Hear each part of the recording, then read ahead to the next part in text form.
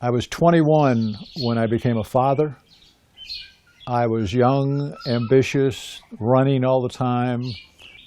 Hard to say, but I almost didn't really know my son. When I was 47, I became a grandfather.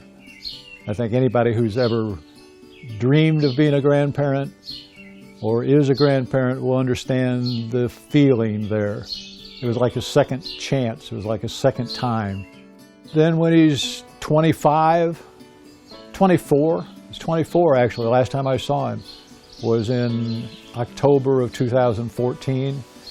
I hadn't seen him for 3 years at that point, from the time he's 22 until then. Met him at my son's house in Orange, Virginia, with his friend Agro, a woman he was traveling with, and her friend Jimbo. There were these three people on the road all the time. I told Jared that, you know, I'm a writer. I'm going to write about this someday. You know, tell me everything. You know, tell me everything and make it funny. And he said, I can do that. And my son, Jeff, standing off to the side, said, and leave out the tragic parts. 3 months later, January 14th, 2015, 12:33 in the morning, phone call, Jared died. My wife and I wept, went to the funeral the next week, met his friends, and I knew really at 12:34 that night that I was going to write a book about this, because I loved him in ways that I still don't understand. And I didn't want people thinking that he was just another bum on the street who died and he got what was coming to him. He wasn't that. He was a sweetheart in every way. I wanted people to know that.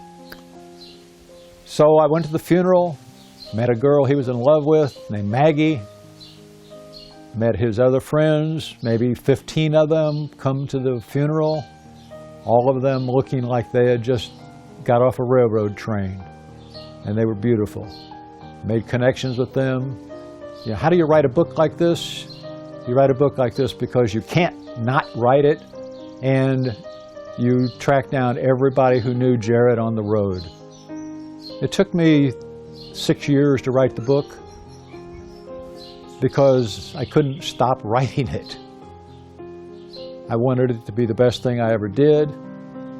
I wanted it to be a testament to a sweetheart.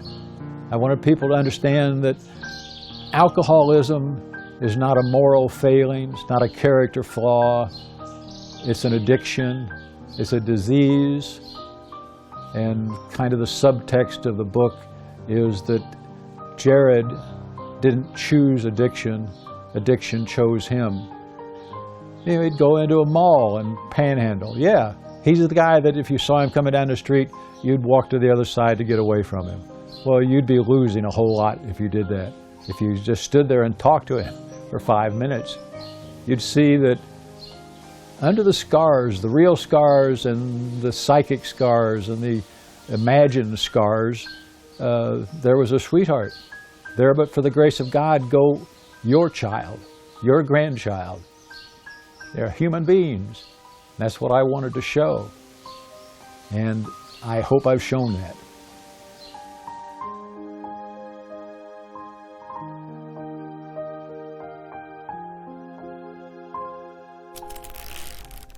Hachette,